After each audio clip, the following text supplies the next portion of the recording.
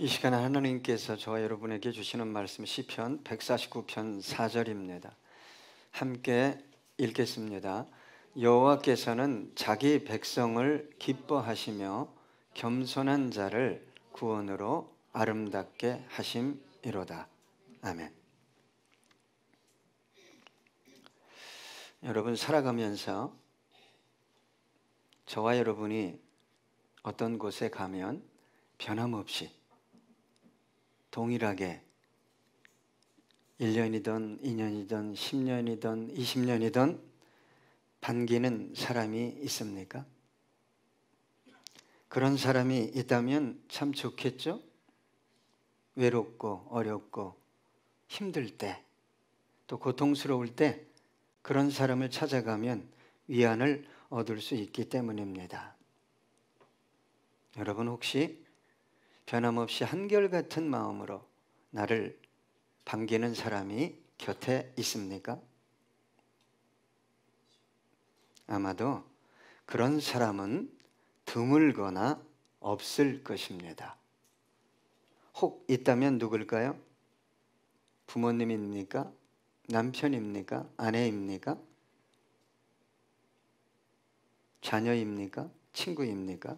때로는 반길 수 있지만 때로는 무관심할 수 있고 때로는 귀찮아할 수도 있고 멀리하고 싶을 때도 있을 것입니다. 뜨거운 사랑이 몇 개월 간다고 그래요? 이 순간에 통계적으로 18개월입니다.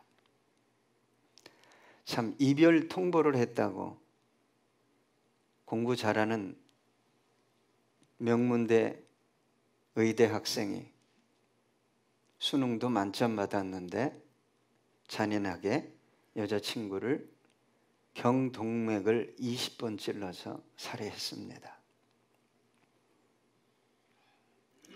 여러분, 사랑이 뭡니까? 욕구 만족입니까? 그렇게 살인하지 않더라도 서서히 상대방을 살인하게 되어 있습니다. 왜요? 내 욕구를 충족시켜 주어야 할 대상으로 바라보기 때문입니다. 그것은 사랑이 아닙니다. 지난 3월달에 제가 오사카를 다녀왔죠. 그런데 저녁에 오사카 거리를 가니까 옛날 우리 여학생들, 고등학교, 중학교 여학생들이 제복을 입고 다녔잖아요. 근데 길가에 쭉 한 1km 이상을 무슨 전단지 같은 것을 들고 10대 후반, 20대 초반에 정말 이쁜 아가씨들이 서 있더라고요. 나중에 물어봤어요. 저분들이 누구냐? 그랬더니 메이드 카페라는 곳에서 일하는 직원이래요. 알바생일 수도 있겠죠? 메이드 카페가 뭔가를, 메이드를 찾아봤더니 만들다 그런 단어가 아니라 소녀, 하녀라는 뜻이 있더라고요. 그러니까 남성들이 주로 가겠죠. 가정에서 불화하고 직장에서 시달리고 친구 간에 힘들고 어렵고 그러면 그 메이드 카페에 가서 상담을 한다는 거예요. 그러면 거기 있는 젊은 아름다운 소녀 같은 그분들은 왕처럼 모시고 자기는 종처럼 대화해 준다는 거예요.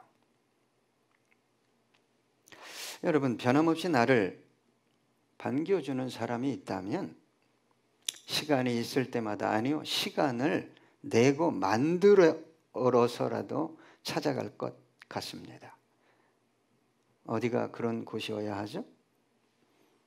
교회가 그런 곳이었으면 좋겠습니다. 교회는 그런 곳이죠? 아니요, 교회는 반드시 그런 곳이 되어야 합니다. 왜요? 교회는 예수 그리스도를 구주로 믿는 무리들의 모임이기 때문입니다. 그리고 하나님의 임재가 있잖아요. 또 하나님의 형상이 드러나는 곳이기 때문에 그래야 합니다. 여러분, 하나님은 변함이 없죠. 동일합니다. 시작과 끝이 영원부터 영원까지 동일해요. 변함이 없어요. 너희들이 두세 사람이 내 이름으로 모인 곳에는 나도 너희들과 함께 하겠다고 약속했어요. 그런데 문제는 하나님이 아니라 사람이 문제입니다. 왜요? 시도 때도 없이 변해요. 시도 때도 없이. 생각이 왜 이렇게 많은지, 감정이 왜 이렇게 흔들리는지, 상황 따라, 환경 따라, 저 사람이 가졌느냐 못 가졌느냐, 배웠느냐 못 배웠느냐, 능력이 있냐 없냐에 따라 태도가 변합니다. 하나님은 사람을 외모로 취하는 법이 없어요. 오직 중심을 바라볼 뿐이죠. 그리고 중심을 받습니다. 여러분, 눈에 보이는 행위가 중요하지 않다고 말하는 게 아닌데 중심이 어떤 태도로 그 행위를 유발했느냐를 보지 단순히 행동을 보지 않습니다. 야고보서 2장 1절로 4절 보니까 내 형제들아 영광의 주 곧 우리 주 예수 그리스도에 대한 믿음을 너희가 가졌으니 사람을 차별하여 대하지 말라. 2000년 전에 초대교회에도 이런 일이 있었어요.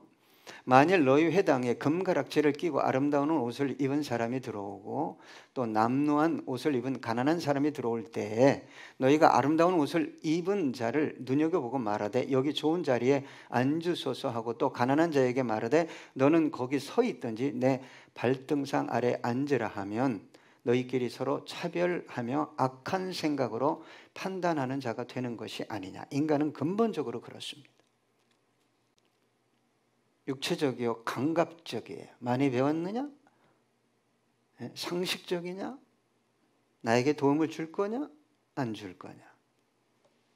하나님만 변함이 없습니다. 여러분, 하나님은 변함없이 저와 여러분을 기다리고 있어요. 너 오늘 예배 자리에 나오고 있구나. 너 피곤한데 지금 준비하고 있구나.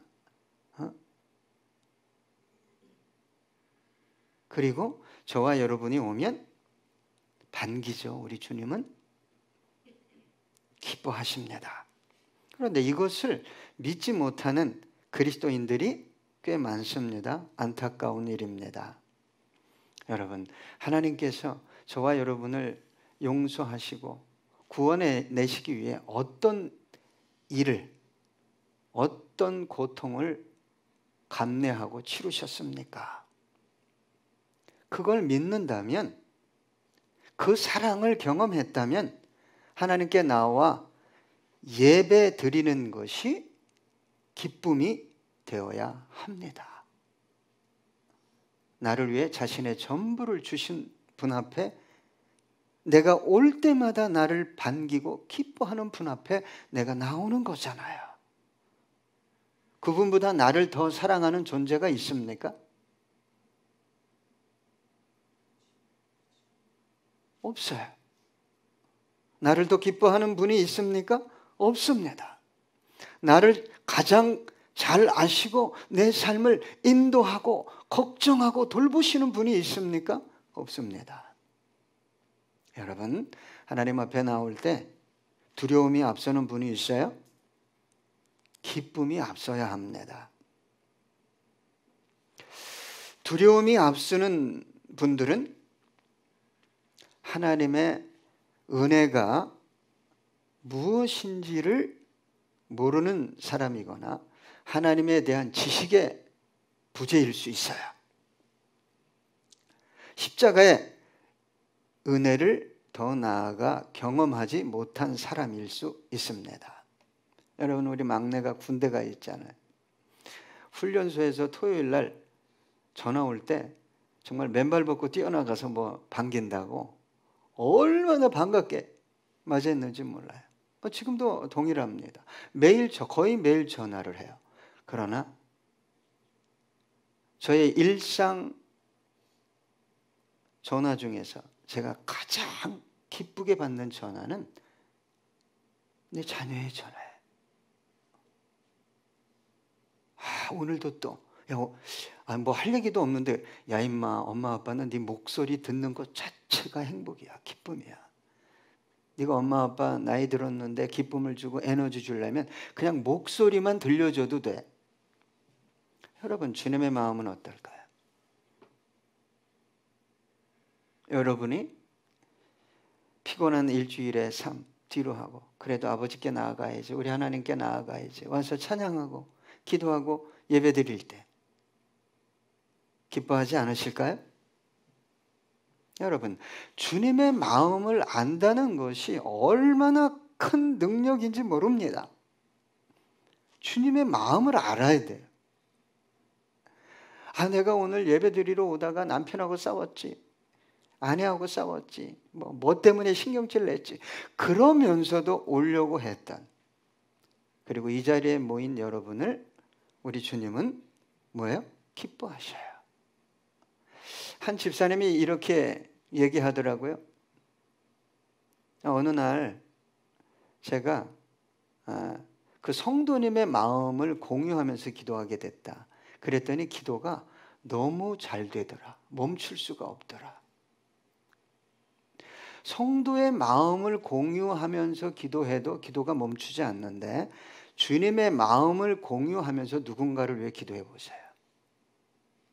놀랍습니다. 놀라워요. 여러분, 주님께서 저와 여러분을 바라보시고 대하는 태도, 변함이 있다? 없어요. 그래서 오늘 본문에 이렇게 말하고 있잖아요. 여호와께서는 자기 백성을 뭐한다? 기뻐하신다. 하나님은 저와 여러분을 기뻐하십니다. 그리고 눈동자처럼 지켜요. 그런데 하나님이 왜 나를 기뻐하실까요? 여러분, 그 이유를 아십니까? 간단해요. 내 새끼니까. 내 새끼니까 만나러 가고, 내 새끼니까 내 마음이 아파도 도와주고. 여러분, 그 아버지께서, 그 하나님께서 저와 여러분을 어떤 과정을 통해서 자녀 삼아 주셨습니까? 말로 다 표현할 수 없는, 형용할 수 없는 사랑, 수고, 고통, 핍박, 죽음을 통해 저와 여러분을 구원해 내시고 자녀 삼아 주셨어요. 하나밖에 없는 아들을 누구를 위해 죽이셨어요? 나를 위해 죽였잖아요. 나를 위해. 이게 믿어지십니까? 이게 믿어지는데, 하나님께 나올 때 하나님이 나를 또 오늘 뭐 또 책망하실 거야, 뭐 이런 두려움이 있습니까?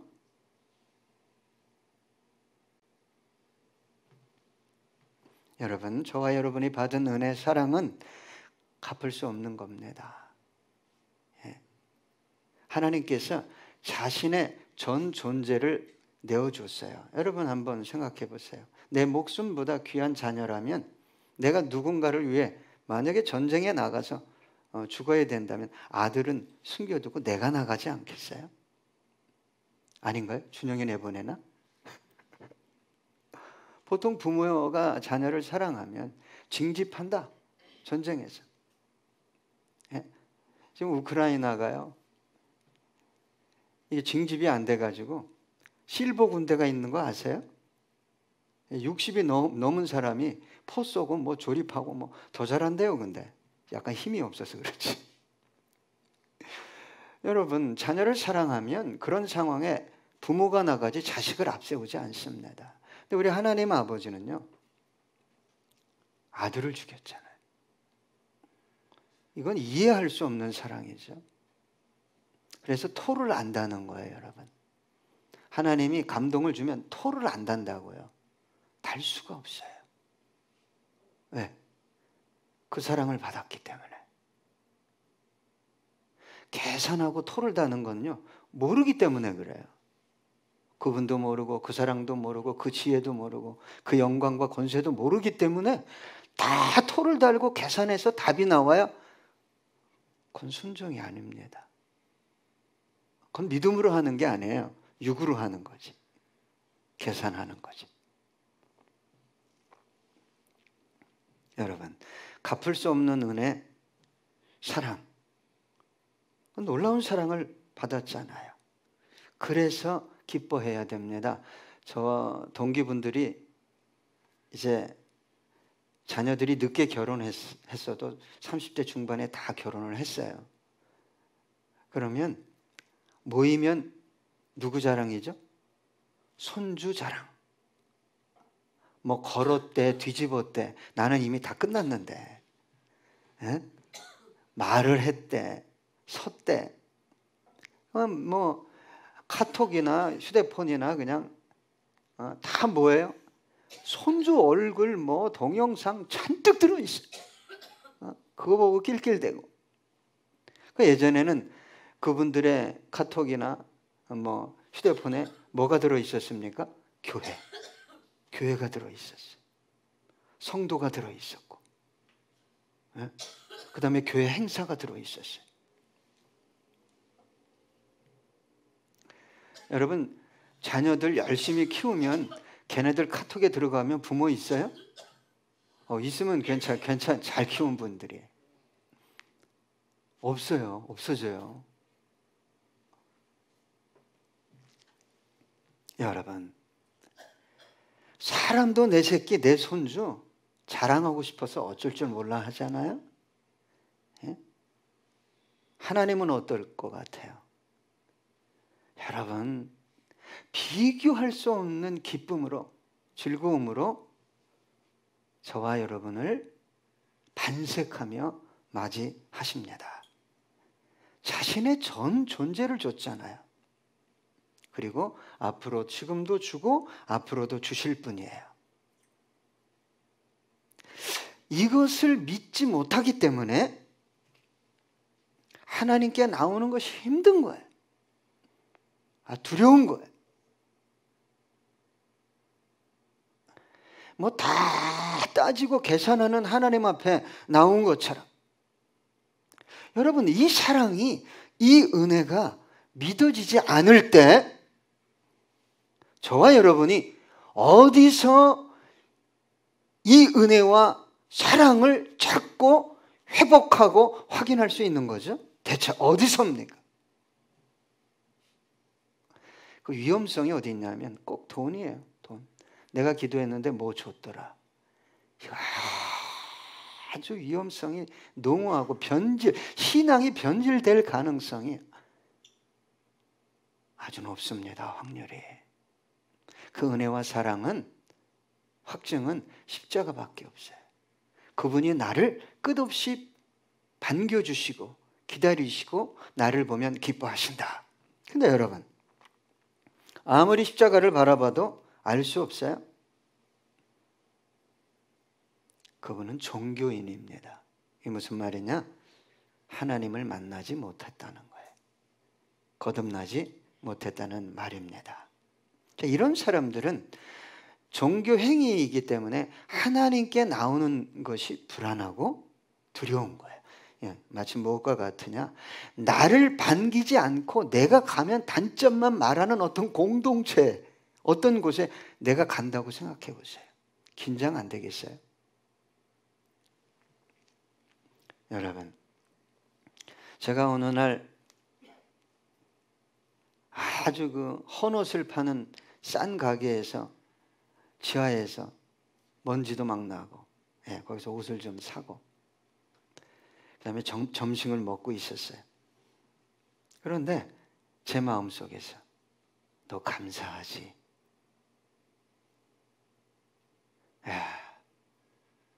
밥 먹다가 감사하죠. 너무 감사하죠. 주님 앞에 제대로 사는 게 없잖아요. 잘 살펴보면 하루도 온전하게 살아본 적이 없어요. 목사도. 말을 걸어오는 거잖아요. 그런데 내가 너를 얼마나 사랑하고 너를 돌보고 인도하고 있는지 너 알지?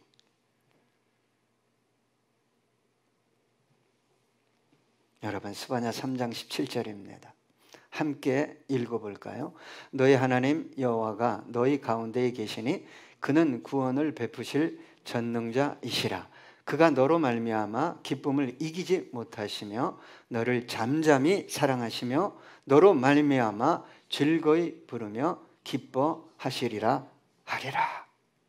여러분, 하나님은 죄인이 죄악 중에 죽는 거 기뻐하지 않습니다. 모두 다 구원에 이르기를 원해요. 더더군다나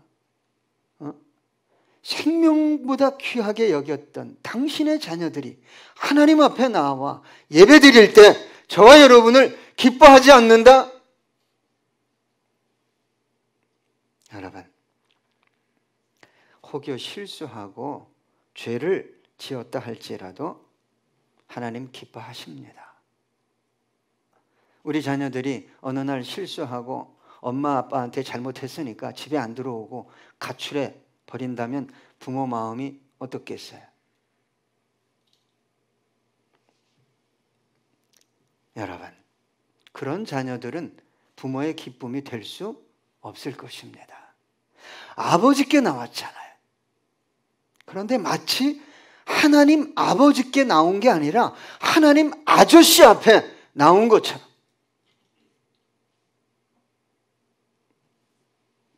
여러분, 문제를 일으켜도 부모와 상의하고 함께 고민해 나가길 원할 거예요, 부모는. 여러분, 제가 어느 날 아는 목사님이 찬양을 보냈어요. 너무 멋있고 은혜되는 찬양이다. 네, 들어봤어요. 왜 나만 겪는 고난이냐고. 불평하지 마세요.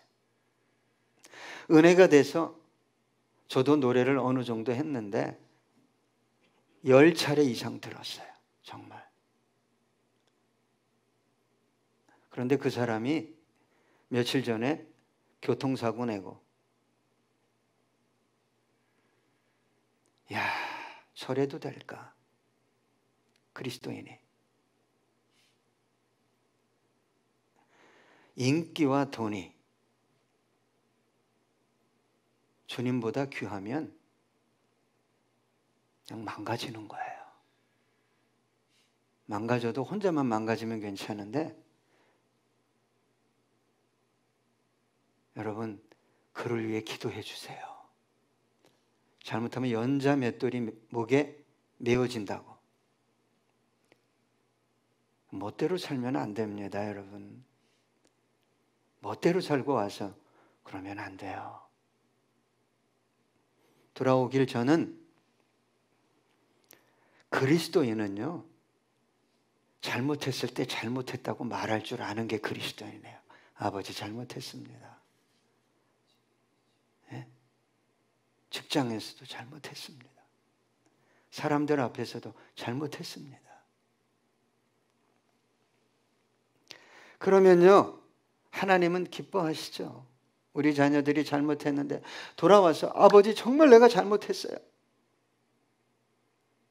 용서를 넘어 가진 것까지 다 주고 싶은 게 아버지 마음 아닐까요? 누가복음 15장 20절로 24절. 이에 일어나서 아버지께로 돌아가니라. 아직도 거리가 먼데 아버지가 그를 보고 측은히 여겨 달려가 목을 안고 입을 맞추니 아들이 이르되 아버지 내가 하늘과 아버지께 죄를 지었사오니 지금부터는 아버지의 아들이라 일컬음을 감당하지 못하겠나이다 하나 아버지는 종들에게 이르되 제일 좋은 옷을 내어다가 입히고 손에 가락지를 끼우고 발에 신을 신기라. 그리고 살진 송아지를 끌어다가 잡으라. 우리가 먹고 즐기자. 이 내 아들은 죽었다가 다시 살아났으며 내가 잃었다가 다시 얻었노라 하니 그들이 즐거워하더라. 변함없어요.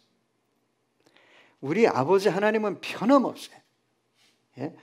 내가 정말 잘못했으면 내가 아버지께 돌아가야지. 언제든지 웰컴해요. 언제든지 웰컴해요. 주님이 저와 여러분을 정말 기뻐하신다는 걸 아셔야 돼요. 심지어 저와 여러분이 실수하고 죄를 졌다 할지라도 하나님 앞에 나와 상의하고 이를 함께 해결해 나가길 원하신다. 그 다음에 오늘 본문은 다른 말씀을 또 하나 합니다. 겸손한 자를 구원으로 아름답게 하심이로다.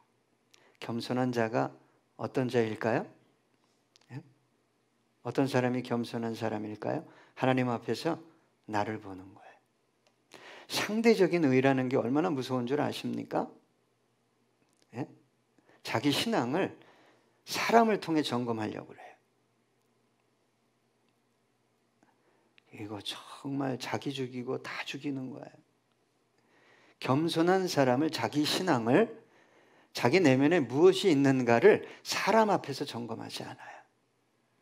하나님 앞에서, 십자가 앞에서, 예수 앞에서 점검합니다. 그러니까 교회가 하나 되는 거죠. 예? 저 인간은 왜 저렇게 해? 그러니까 교회가 어떻게 돼요? 분란하고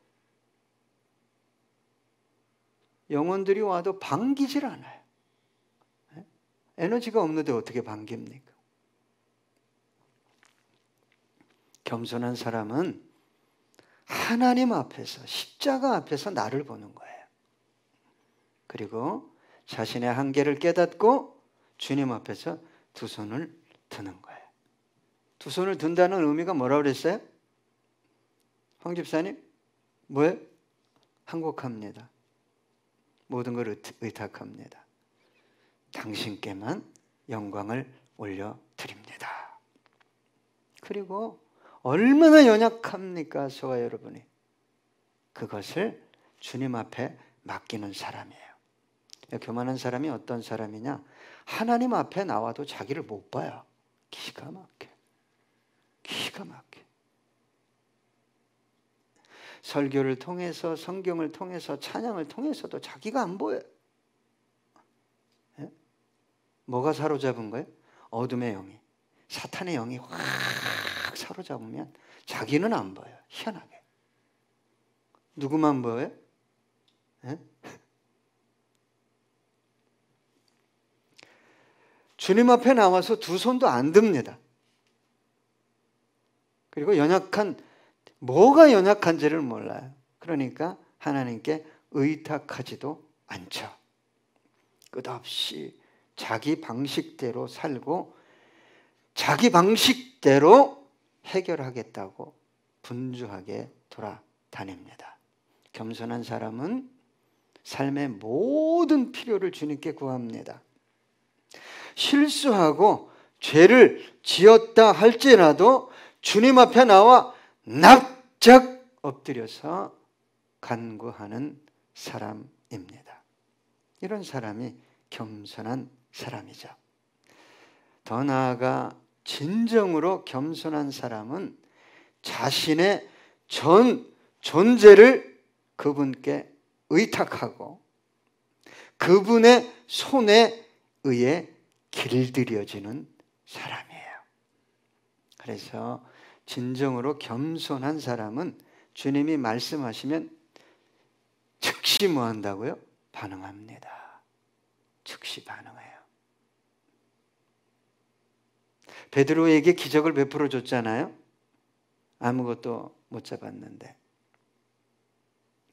그러니까 베드로가 납작 엎드려서 아우 좋네, 기적 일어났네, 내 사업 오늘 막 잘 나가네, 고기 많이 잡혔네, 돈이 생겼네, 이거 기뻐하지 않았어요. 베드로가 너무 놀래가지고 주여 저를 떠나소서 저는 죄인입니다. 그걸 자각하면 그때 예수님이 뭐라고 얘기하죠? 너는 이제 사람을 낚는 어부가 될 것이다. 즉시 반응합니다. 즉각적으로 반응합니다. 뭔지 알고 반응했어요? 아니요. 그곳에 주님이 계시고 성령님의 임재가 있으니까 즉각 반응했어요. 예, 배도 그물도 버리고 주를 쫓았더라. 주님도 없고 임재도 없잖아요. 성령님도 없잖아요. 다 계산해서 시간도 지나고 예수님 부활해서 올라가셨는데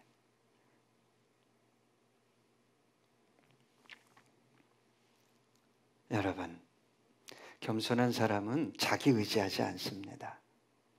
자기 능력이나 경험 의지하지 않습니다. 왜요? 겸손한 사람은 자기를 신뢰하는 사람이 아니라 하나님을 신뢰하고 그분의 약속을 신뢰하는 사람이기 때문입니다. 하나님은 어떤 사람을 찾을까요? 어떤 사람에게 성경에 약속한 복을 부어주되 창고에 쌓을 곳이 없도록 부어주실까요? 겸손한 사람이에요. 저는 깜짝깜짝 놀라는 게 뭐냐면 이 영혼이 말씀 앞에서, 하나님 앞에서, 십자가 앞에서 자신을 전혀 볼 줄 모르네. 전혀 볼 줄 몰라요. 더 깜짝 놀라는 게 뭐냐? 여러분, 나의 연약함과 부족함과 죄성을 고백해야 되는데 지체의 연약함과 부족함과 죄성을 그렇게 얘기해요. 기가 막혀요. 하나님은요, 지금도 겸손한 사람을 찾습니다. 그를 만지고 그를 세우고 축복하고 영광을 받으시죠. 시편 147편 6절 여호와께서 겸손한 자들은 붙드시고 악인들은 땅에 엎드러 뜨리는도다. 잠언 3장 34절 진실로 그는 거만한 자를 비웃으시며 겸손한 자에게 은혜를 베푸시나니. 다시 정리해 드릴게요. 겸손한 사람은 하나님 앞에서 자기를 보는 사람이에요. 그냥 인격적으로 정서적으로 온유한 사람을 말하지 않습니다. 신앙적인, 여러분 성경적인 겸손은 하나님 말씀 앞에서, 십자가 앞에서 나를 보는 거예요. 그런 사람, 그런 인생은 하나님께서 책임지십니다. 왜? 영광이 되기 때문에. 교만한 사람은 자기를 높이는 사람입니다. 자기의 능력이나 지혜나 인격을 자랑하는 사람입니다. 삶의 대단한 모든 자원과 능력이 자기로부터 나온 줄 알아요. 나로부터. 모든 대화의 주어가 뭔 줄 아십니까? 그런 사람들? 내가예요. 교만한 사람이요, 내가가 많아요. 내가. 그러다 망한 분이 있어요. 다니엘서 4장 30절로 33절 나 왕이 말하여 이르되 이 큰 바벨론은 내가 능력과 권세로 건설하여 나의 도성으로 삼고 이곳으로 내 위엄의 영광을 나타낸 것이 아니냐 하였더니 이 말이 아직도 나 왕의 입에 있을 때에 하늘에서 소리가 내려 이르되 느부갓네살 왕아 내게 말하노니 나라의 왕위가 내게서 떠났느니라. 내가 사람에게서 쫓겨나서 들짐승과 함께 살면서 소처럼 풀을 먹을 것이요 이와 같이 7대를 지내서 지극히 높으신 이가 사람의 나라를 다스리시며 자기의 뜻대로 그것을 누구에게든지 주시는 줄을 알기까지 이르리라 하더라. 바로 그때 이 일이 나 느부갓네살에게 응함으로 내가 사람에게 쫓겨나서 소처럼 풀을 뜯으며 몸이 하늘 이슬에 젖고 머리털이 독수리 털과 같이 자랐고 손톱은 새 발톱과 같이 되었더라. 여러분, 하나님이요, 여러분이 너무 똑똑하다 그러면 총기 가지고 망하게 해요. 아니면 총기를 아예 싹 뺏어가 버려요. 여러분, 진리 앞에서 겸손하다는 것은 진리를 대할 때 마치 엄마가 이제 2-3살, 서너 살 아이를 가르칠 때 내 엄마, 이런 태도가 겸손이에요. 자, 창세기 41장 15절로 16절 바로가 요셉에게 이르되 내가 한 꿈을 꾸었으나 그것을 해석하는 자가 없더니 들은즉 너는 꿈을 들으면 능히 푼다 하더라. 요셉이 바로에게 대답해 이르되 내가 아니라 하나님께서 바로에게 편안한 대답을 하시리이다. 여러분, 대화하다 보면 내가 기도했네, 내가 뭐 했네, 여러분 그거 하지 마세요. 네? 제가 한 2시간 대화했던 한 집사님이 있어요.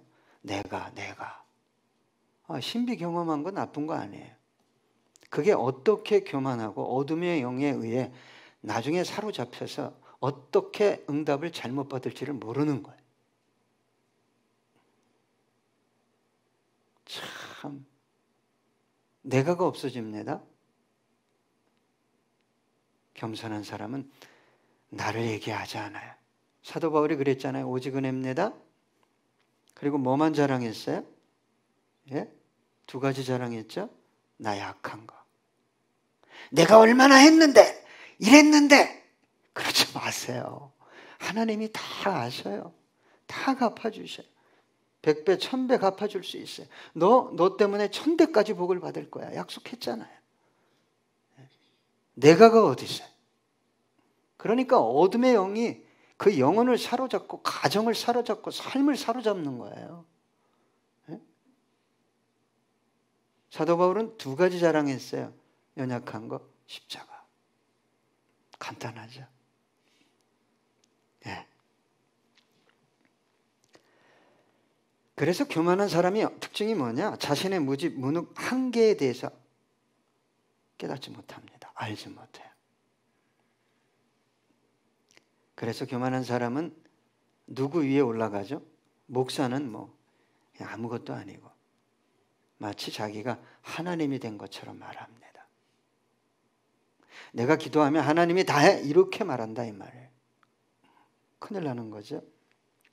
그래서 하나님이 정말 교만한 자인데 내가 참 이 아이를 써야 되겠다. 그럼 어디에 집어넣어요? 예? 어디에 집어넣을 것 같아요? 용광로에 집어넣는 거예요. 용광로에. 야고보서 4장 6절입니다. 그러나 더욱 큰 은혜를 주시나니 그러므로 일러스되 하나님이 교만한 자를 물리치시고 겸손한 자에게 은혜를 주신다 하였느니라. 베드로전서 5장 5절로 6절입니다. 젊은 자들아 이와 같이 장로들에게 순종하고 다 서로 겸손으로 허리를 동이라. 하나님은 교만한 자를 대적하시되 겸손한 자들에게는 은혜를 주시느니라. 그러므로 하나님의 능하신 손 아래에서 겸손하라. 때가 되면 너희를 높이시리라. 그걸 못 참죠. 때가 옵니다. 하나님은요 겸손한 자를 방치하는 법이 없어요. 못 참고 폭발하지 마십시오. 주님의 때가 다가오고 있습니다. 주님은 저와 여러분에게 오늘 본문을 통해 두 가지를 말씀하고 있어요. 너는 나의 기쁨이야. 너는 나의 기쁨이야. 나의 전부야. 그러나 나는 겸손한 자를 세워. 겸손한 자에게 구원의 영광을 보여줘. 라고 말씀하고 계십니다. 찬양하시겠습니다. 끝으로. 나의 하나님 여호와가 너의 가운데 계시니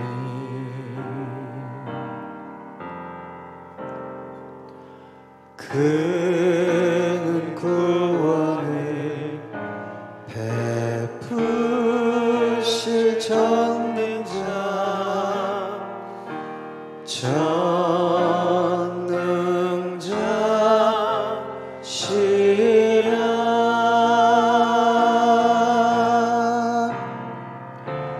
그가 너로 인하여 기쁨에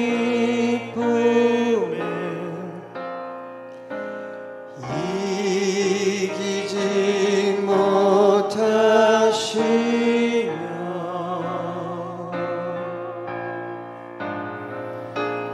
너를 잠잠히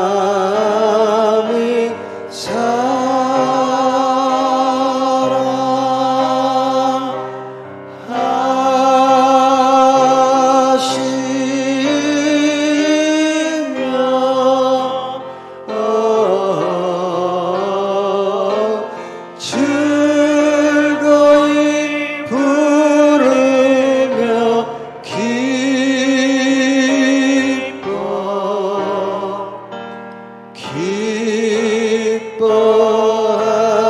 기뻐하시리. 다시 한번 고백합니다. 너의 하나님 여호와가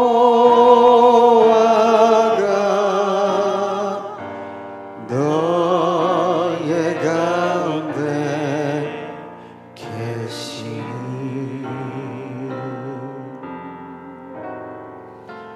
그는 구원을 베푸실 전능자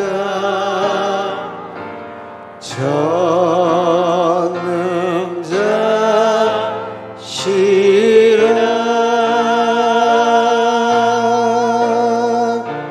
그가 너로 인하여 기쁘며 이기지 못하시며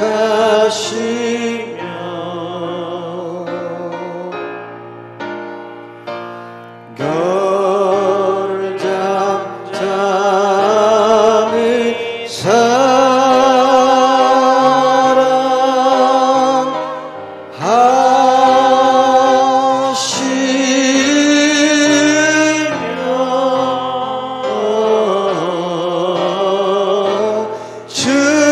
즐거이 부르며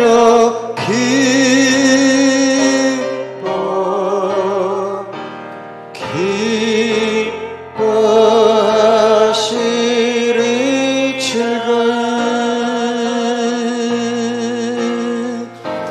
즐거이 부르며